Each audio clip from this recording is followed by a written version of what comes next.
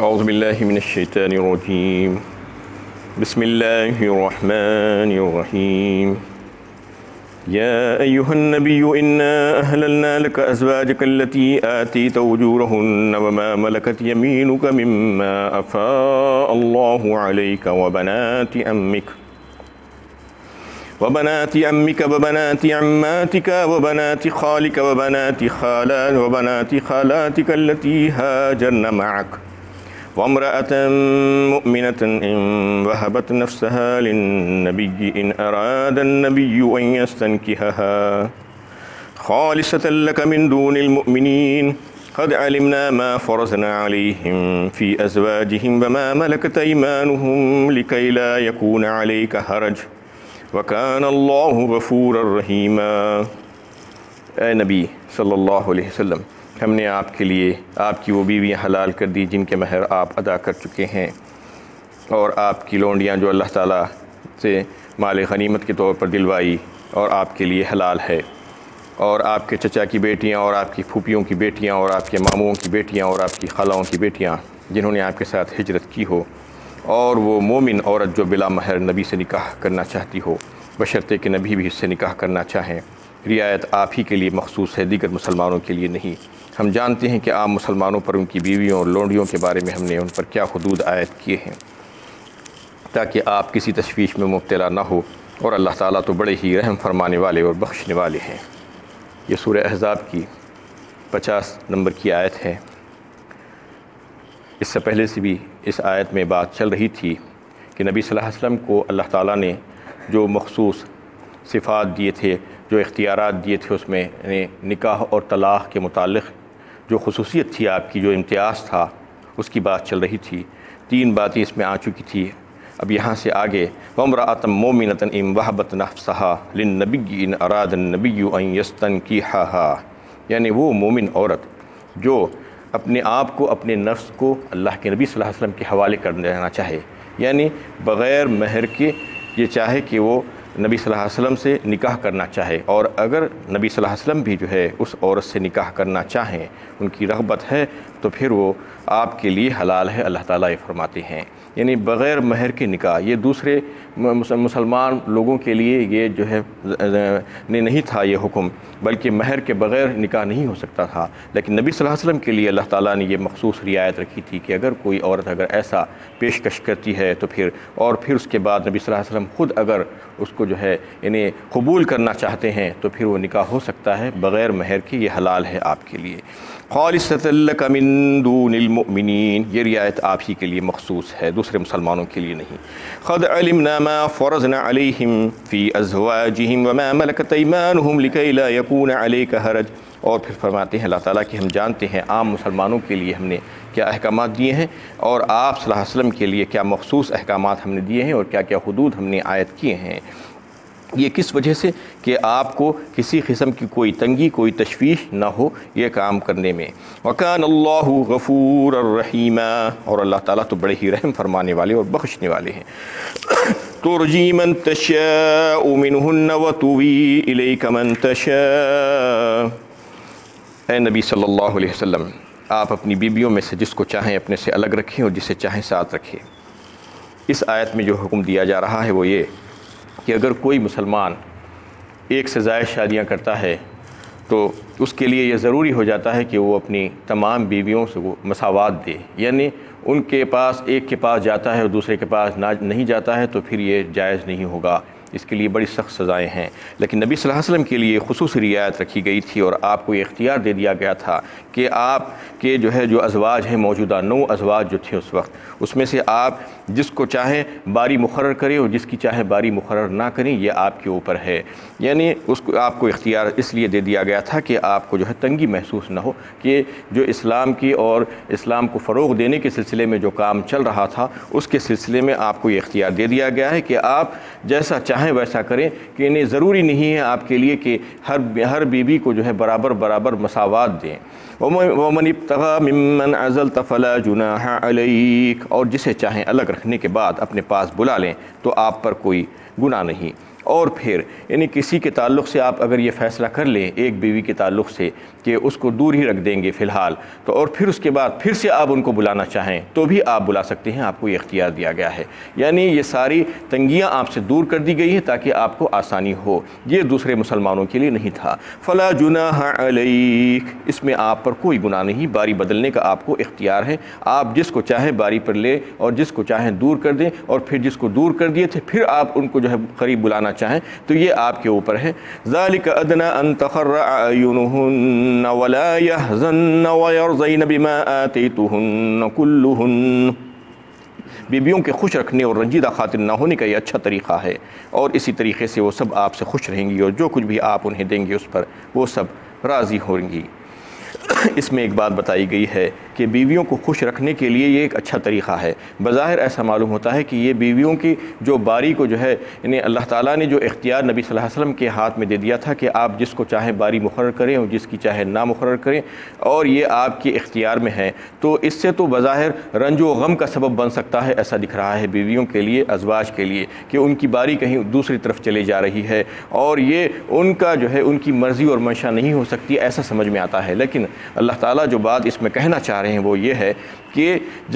جیسا کہ دنیا میں بھی آپ دیکھتے ہیں کہ کسی شخص کا اگر کہیں پر کوئی حق باقی ہے تو حق باقی ہو تو وہ کیا کرتا ہے، اس کی امید لگاتا ہے اور یہ سوچتا ہے کہ میرا یہ حق یہاں سے آنے کا ہے اور مجھے آنا چاہیے، اور اگر وہ حق نہیں آتا ہے تو اس کو تکلیف ہوتی ہے، رنجیدہ ہوتا ہے، وہ غم میں پڑ جاتا ہے۔ اور اگر کسی کو یہ بات پہلے سے معلوم ہو جائے کہ یہاں پر میرا حق ہے ہی نہیں، تو وہ حق اگر نہیں ہے یہ سوچ لے گا پہلے سے، اگر اس کو یہ اچھی طریقے سے معلوم ہو جائے گا تو پھر وہاں سے اگر جو ہے کبھی آ جائے وہ مہربانی سے کسی کی تو وہ جو ہے بہت خوش ہو جائے گا، اس پر وہ احسان ہو جائے گا۔ تو ایسا ہی معاملہ اللہ تعالیٰ نے اللہ کے نبی صلی اللہ علیہ وسلم کے ساتھ آپ کے ازواج مطہرات کا کر دیا تھا، یعنی یہ بتا دیا گیا تھا کہ تمہارا کوئی بھی حق نہیں ہے، اللہ کے نبی صلی اللہ علیہ وسلم جیسے چاہیں ویسا اختیار کریں، یعنی جس کو چاہیں باری مقرر کریں، جس کی چاہیں دور کر دیں، جس کو چاہیں قریب کر دیں۔ اور جب وہ لوگوں کو یہ پتہ چل گیا تھا تو پھر اس کے بعد جب کبھی اللہ کے نبی صلی اللہ علیہ وسلم ان کو قریب کر لیتے تو پھر وہ جو ہے خواتین بڑی خوش ہو جاتی ہیں، ان کی آنکھوں کی ٹھنڈک کا ذریعہ بن جاتا تھا۔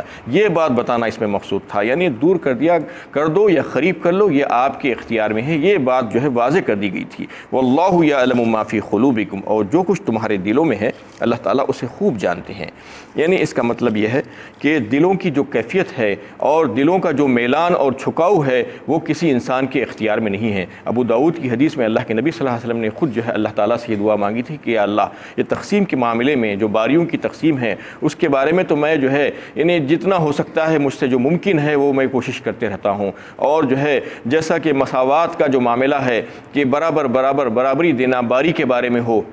یا جو ہے رہن سہن کے بارے میں ہو یا ان کے نان نطفے کے بارے میں ہو، یہ تمام چیزیں تو میں کوشش کر سکتا ہوں اور میں کرتا ہوں، لیکن جو دل کا معاملہ ہے، دل کا جو میلان ہے وہ اس پر مجھے قدرت حاصل نہیں ہے، اس کے بارے میں مجھے ملامت نہ کرنا۔ یہ اللہ تعالیٰ اس میں بتانا چاہ رہے ہیں کہ اگر ایک سے زائد جس کی بھی بیویاں ہوتی ہیں تو ان کے دل میں جو ہے برابر محبت ہونا یہ جو ہے مطلوب نہیں ہو سکتا، اس لیے کہ دل کی کیفیت جو ہے ایک انسان کے ہاتھ میں نہیں ہو سکتی، دل کا حال جو ہے اللہ کے ہاتھ میں ہے، اور جو ہے ہو سکتا ہے کہ کسی بیوی سے زیادہ محبت ہو جائے اور کسی بیوی سے کم محبت ہو، ایسا ہی اللہ کے نبی صلی اللہ علیہ وسلم کے ساتھ بھی معاملہ تھا، اور یہ بات اللہ تعالیٰ بتانا چاہ رہے ہیں کہ اس کے بارے میں زیادہ فکر مند مت ہو، بلکہ جو ہے جو یعنی بظاہر جو چیزیں ہوتی ہیں جس نان نفقے کا معاملہ ہے یا رہن سہن کا ہے اور وہ جو سارے جو چیزیں ہیں اس کو اختیار برابر کرو، اس میں مساوات کرنے کی کوشش کرو۔ اور یہ اختیارات اللہ کے نبی صلی اللہ علیہ وسلم کو مل جانے کے باوجود بھی آپ صلی اللہ علیہ وسلم نے کبھی بھی کسی کی باری کو جو ہے ادھر سے ادھر نہیں کیا، بلکہ برابر مساوات دیتے ہی رہے آخر وقت تک۔ آپ صلی اللہ علیہ وسلم چونکہ آپ اتنے زیادہ انصاف پسند تھے اور کسی پر کوئی ظلم و زیادتی کو برداشت ہی نہیں کر سکتے تھے، حالانکہ اللہ تعالیٰ نے آپ کو اجازت دے دی تھی، اس کے باوجود آپ برابر ہر زوجہ کی جو ہے باری مقرر کر کے رکھ دی تھی۔ صرف حضرت سودا رضی اللہ تعالیٰ عنہ جنہوں نے اپنے آپ اپنی باری کو جو حضرت عائشہ کے لیے ہبا کر دی تھی وہ ایک تھا، اور اس کے علاوہ یعنی مرض الموت میں جو ہے نبی صلی اللہ علیہ وسلم جب یعنی ادھر سے ادھر جانے میں آپ کو تکلیف محسوس ہوتی تھی تو آپ صلی اللہ علیہ وسلم نے سارے ازواج سے جو ہے یہ اجازت لے لی تھی کہ میں حضرت عائشہ رضی اللہ تعالیٰ عنہ کے گھر میں رہ سکوں، اگر تم لوگ مجھے اجازت دو۔ تو یہ اللہ کے نبی صلی اللہ علیہ وسلم کے اخلاق تھے کہ اللہ تعالیٰ نے ان کو جو ہے اجازت دے دی تھی، حالانکہ اس کے باوجود وہ جو ہے ہر ایک کی باری کا لحاظ لحاظ کرتے تھے، اور اس میں جو ہے یہ بات بتائی گئی واللہ یعلم ما فی قلوبکم وکان اللہ علیما حلیما، اور اللہ تعالیٰ بڑے ہی جاننے والے اور بڑے ہی بردبار ہیں۔ لا یحل لک النساء من بعد ولا ان تبدل بهن من ازواج ولو اعجبک حسنهن الا ما ملکت یمینک وَكَانَ اللَّهُ عَلَى كُلِّ شَيْءٍ رَقِيبًا۔ اس کے بعد ان کے سوا اور عورتیں آپ کے لیے حلال نہیں ہیں، ان کی جگہ کسی اور کے نکاح ملانے کی اجازت نہیں ہے، اگرچہ کہ ان کا حسن تمہیں کتنا ہی کیوں نہ پسند آئے، البتہ بادیوں کی تعداد میں اضافہ کیا جا سکتا ہے، اور اللہ تعالیٰ ہر شے پر نظر رکھے ہوئے ہیں۔ اس میں جو ہے یہ بات بالکل واضح کر دی گئی اللہ کے نبی صلی اللہ علیہ وسلم کے لیے کہ اب تک جتنے ازواج آپ کے پاس ہیں، آپ کے نکاح میں ہیں، اور آپ نے جن کا مہر ادا کر دیا ہے، وہ تمام کے تمام آپ کے لیے حلال ہے۔ یعنی 9 جو تھے آپ صلی اللہ علیہ وسلم کی یعنی عقد نکاح میں اس وقت جو ہے وہ حلال تھی، اس کے بعد مزید اور جو ہے کسی کو طلاق دے کر ان کی جگہ دوسروں کو نکاح نہیں کیا جا سکتا۔ اب یہاں سے جو ہے سلسلہ بند کر دیا گیا، اور ایسا ہی کیا گیا۔ اللہ کے نبی صلی اللہ علیہ وسلم نے اس کے بعد کوئی نکاح نہیں فرمایا، بس یہ جو 9 ازواج تھے وہی آپ کے نکاح میں تھی۔ یعنی یہ بات واضح کر دی گئی کہ چاہے آپ کو ان کا دوسروں کا کوئی حسن جو ہے آپ کو پسند آ جائے تو بھی جو ہے آپ دوسروں کو جو ہے اور ان کی جگہ دوسروں سے شادی نہیں کر سکتے، نکاح نہیں کر سکتے، حالانکہ ایسا معاملہ تو تھا بھی نہیں، لیکن یہ بات بتانا تھا کہ کسی اور سے آپ اور مزید نکاح نہیں کر سکتے، بلکہ باندیوں میں جو ہے اگر چاہیں تو اضافہ کیا جا سکتا ہے۔ اس میں یہ تمام آیات جو ہے سامنے آنے کے بعد یہ بات واضح ہوتی ہے کہ اللہ کے نبی صلی اللہ علیہ وسلم کے جو ہے 9 ازواج تھے بیک وقت، اور یہ دشمنان اسلام اس کو لے کر بہت یعنی بڑا ہنگامہ کھڑا کرتے ہیں۔ اس کے بارے میں جو ہے یعنی آپ صلی اللہ علیہ وسلم پر یعنی بہتان تراشی کرتے ہیں، اور آپ صلی اللہ علیہ وسلم کی نیک سیرت اور کردار پر جو ہے دھبا لگانے کی کوشش کرتے ہیں، اور یہ کہنے کی کوشش کرتے ہیں کہ آپ کے ساتھ گستاخی کر کے کہ آپ صلی اللہ علیہ وسلم نے 9 شادیاں کی تھی اور دیگر مسلمانوں کے لیے تو 4 کی اجازت ہے۔ یہ جو ہے کہہ کر اسلام پر اور اہل اسلام پر اور نبی صلی اللہ علیہ وسلم پر تہمت لگانے کے جو ہے مسلمانوں کو تکلیف پہنچانے کی کوشش کرتے ہیں۔ یہ بات بالکل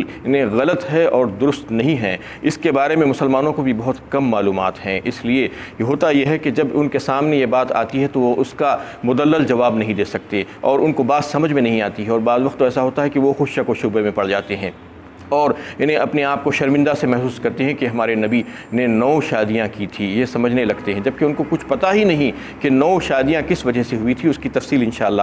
آپ کے سامنے پیش کی جائے گی۔ تو یہ جو ہے تصورات، غلط تصورات، وہ جو ہے یعنی دشمنان اسلام لوگوں کے سامنے، دنیا کے سامنے پیش کرنے کی کوشش کرتے ہیں، نہ صرف نبی صلی اللہ علیہ وسلم کے تعدد ازواج کے تعلق سے بلکہ اسلام کے متعلق بھی جو ہے غیر غلط باتیں اور غلط تصورات پیش کی جاتی ہیں تاکہ لوگ اس سے گمراہ ہو جائیں اور دور ہو جائیں۔ یہ کوشش وہ جو ہے مستقل کرتے رہتے ہیں، لیکن مسلمان اس سے جو ہے انہیں بے خبر ہیں، ان کو پتہ ہی نہیں ہے کہ وہ کیا کوششیں کر رہے ہیں۔ اصل میں جو مسلمانوں کے جو پکے دشمن ہیں وہ یہودی ہیں۔ اللہ تعالیٰ بار بار قرآن میں بتا رہے ہیں ان کے تعلق سے، یہود و نصارہ نمبر 1 اور نمبر 2 دشمن مسلمانوں کے۔ دیگر تمام لوگ، دیگر تمام قومیں جو آپ کو نظر آتی ہیں وہ تو جو ہے ان کے پڑھے پڑھائے سبق پڑھتے ہیں، وہ جو ہے اصل میں دشمن نہیں ہیں، ان کو غلط معلومات مہیا کر دی جاتی ہے، اس لیے وہ جو ہے دشمن بن جاتے ہیں،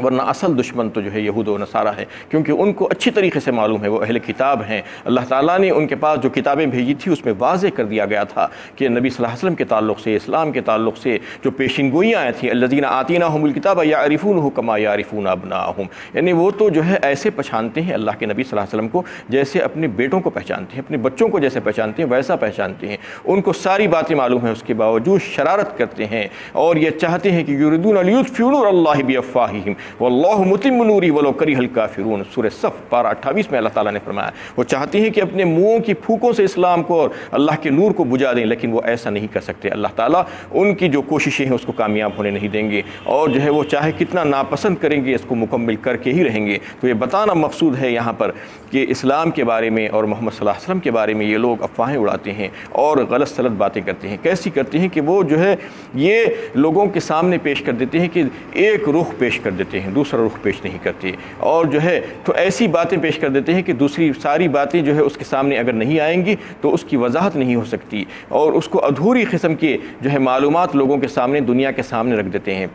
اور جو ہے وہ چونکہ دشمن ہیں پکے، اس لیے اس کے بارے میں وہ بڑی خوب اسٹڈی کرتے ہیں، تحقیقات کرتے ہیں اور اس کے بارے میں جو ہے پیش کرنے کی کوشش کرتے ہیں کہ اسلام ایسا ہے ویسا ہے، لیکن مسلمانوں کو اتنی توفیق بھی نہیں ہوتی کہ وہ خود بھی اس کے بارے میں پڑھیں، معلومات حاصل کریں اور ان کا کم از کم جواب تو دیں۔ اور یہ بات اچھی طریقے سے مسلمانوں کو سمجھ لینا چاہیے کہ اسلام میں کوئی چیز بھی ایسی نہیں ہے اور اللہ کے کلام میں کوئی حکم ایسا نہیں ہے کہ جو آپ کو شرمندہ کرے، جو آپ کو جو ہے افسوس میں ڈالے، جو آپ کی رسوائی کا سبب بنے، جو غلط ہو، جو مشکوک ہو، وہ کوئی بھی ایسی چیز اسلام میں نہیں ہے۔ اسلام میں تو جو ہے ساری چیزیں قابل فخر ہیں، اگر آپ سمجھے تو آپ کو معلوم ہوگا کہ کوئی ایک ایسی چیز بھی illogical نہیں ہے اس میں، جیسے دیگر مذاہب میں آپ دیکھیں تو جا بجا آپ کو یہ چیزیں نظر آئیں گی، لیکن اسلام میں ایک چیز بھی آپ کو ایسی نہیں ملے گی، کیونکہ اسلام کا منشور جو ہے وہ قرآن ہے، قرآن اللہ کا کلام ہے، اس میں کوئی شک و شبے کی کوئی گنجائش ہو ہی نہیں سکتی، ایک لفظ بھی اس میں جو ہے غلط نہیں ہو سکتا۔ جو بھی بات کی گئی ہے، جو پیشین گوئیاں کی گئی ہے،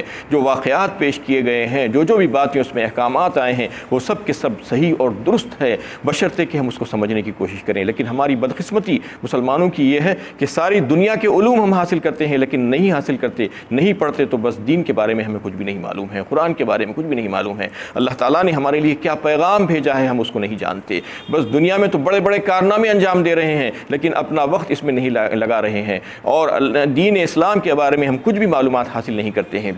اس کے بارے میں ہم کو جاننا چاہیے، اور اگر ہم نہیں جانیں گے تو پھر ایسے ہی منہ لٹکا کر ہم کو پھرنا پڑے گا۔ وہ لوگ غلط باتیں ہمارے تعلق سے کہیں گے، نبی صلی اللہ علیہ وسلم کے بارے میں کہیں گے، ان کے تعلق سے گستاخی کرتے رہیں گے اور قرآن کے بارے میں غلط باتیں کرتے رہیں گے، کیا وہ لوگ اعتراضات کرتے ہیں، انشاءاللہ اس کے بارے میں بھی بات ہوگی کہ دشمنان اسلام کے اوپر کن کن باتوں کو لے کر اعتراض کرتے رہتے ہیں، اور یہ کوئی آج کی نئی بات نہیں ہے، 1400 سال سے یہ سلسلہ چل رہا ہے، روز بروز ایک نیا فتنہ اٹھا کر کھڑا کر دیتے ہیں اور ایسی غلط باتیں دنیا میں پھیلا دیتے ہیں کہ اس کی کوئی بنیاد ہی نہیں ہوتی، غلط باتیں لوگوں کے سامنے پیش کرتے ہیں، تصویر کا ایک رخ پیش کرتے ہیں، دوسرا رخ پیش نہیں کر سکتے۔ اس لیے جو ہے مسلمانوں کو چاہیے کہ دین اسلام کے بارے میں جانیں۔ قرآن جو واحد سرچشمہ ہدایت ہے، اللہ تعالیٰ نے جو انسانوں کے لیے بھیجا ہے، جو مسلمانوں کے لیے خصوصی اس میں جو ہے ہدایت ہے، تو اگر وہ اس کو پڑھیں گے اور سمجھیں گے اور سمجھنے کی کوشش کریں گے تو یقیناً ان کو ہدایت کا راستہ ان کے لیے کھل سکتا ہے اس میں، اور جو ہے وہ ہدایت پا سکتی ہیں اور صحیح اور درست بات ان کے سمجھ میں آ سکتی ہے اور اسلام کی حقانیت ان کے سامنے آ سکتی ہے، تو ہی وہ جو ہے وہ اسلام کے بارے میں جو غلط سلط جو باتیں آ رہی ہیں، جو دشمنان اسلام پھیلا رہے ہیں، اس کا مدلل جواب دے سکتے ہیں، ورنہ ایسے ہی جو ہے ہمیں منہ بن کر کے بیٹھنا پڑے گا۔ وآخر دعوانا ان الحمد للہ رب العالمین۔